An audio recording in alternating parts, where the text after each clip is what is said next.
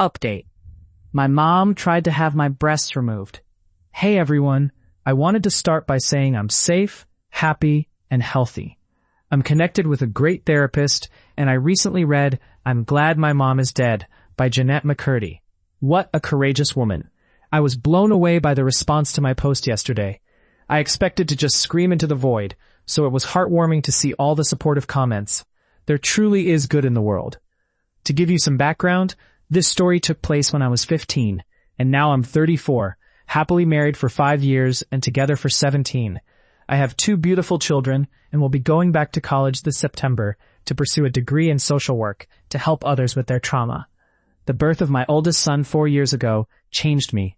He gave me the strength to go no contact with my mother. I couldn't allow my children to experience even a moment of the life I had with her. She will have access to my kids only over my dead body, and the same goes for everyone who loves us. There were many factors that led to my decision to cut ties. My mother's toxic obsession with controlling my body was just one aspect of our tumultuous relationship. Unfortunately, things got worse before they got better.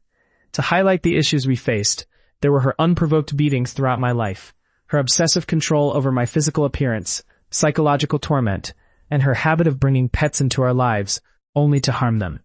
Just to clarify, we were a middle-class family in Canada in the 90s and early 2000s, not a farm. These were dogs, cats, bunnies, and birds. At 16, I ran away with the help of my high school boyfriend and friends. They snuck me out in an older brother's car, rotating me between their houses while my parents banged on doors, threatening police involvement. In Canada, once a child turns 16, they can't be forced to return home, and my friends' parents made that clear. I worked to support myself and tried not to be a burden. However, my parents tracked me down when I was 17. They showed up at my door with my cat and threatened to harm her, so I returned home. Nothing had changed, but this time I had a car to escape whenever I needed.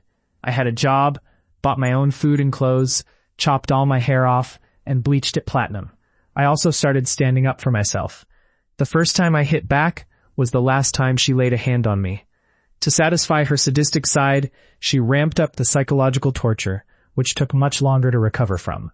I left for the final time at 18 and put myself through college. I met my now husband there, and we moved far away. What inspired me to write this post is a new development in our no-contact situation. My mother always expected us to support her financially in old age. This is not our cultural expectation. She had always done the bare minimum to support herself, while my father ran various scams to maintain their lifestyle. That's a story for another day. Now that my mother is getting older and nearing retirement, I know the guilt and pressure will soon come down hard on my brother and me to support her so she doesn't die in a ditch. Unlike her, I genuinely care about others being cold or hungry. My heart and mind are at odds. I know she doesn't deserve my help. We live in Canada with Social Security, and I know she won't face dire consequences without our financial support.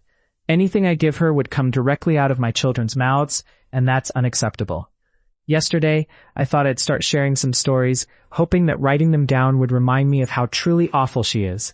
If a few people reinforce that, even better. I can't tell you how much it's helped to hear so many people share their thoughts about her. I want to finish by saying I'm heartbroken to see how many people can relate to my story. I'm truly sorry for what you've been through. I'll think of your stories on the days when I feel overwhelmed while pursuing my degree. You are exactly the people I want to surround with care and support. You didn't deserve the mistreatment, and I hope you found love and light. Finally, to the few who chose to victim blame, let me explain why I never called for help as a child.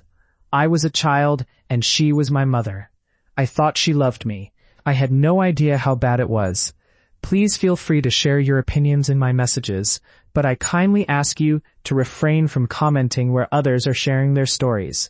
Start a dialogue and ask real questions instead of making statements. You might learn something when you sit down with a stranger instead of jumping to conclusions. If the world is teaching us anything right now, it's to choose love over hate.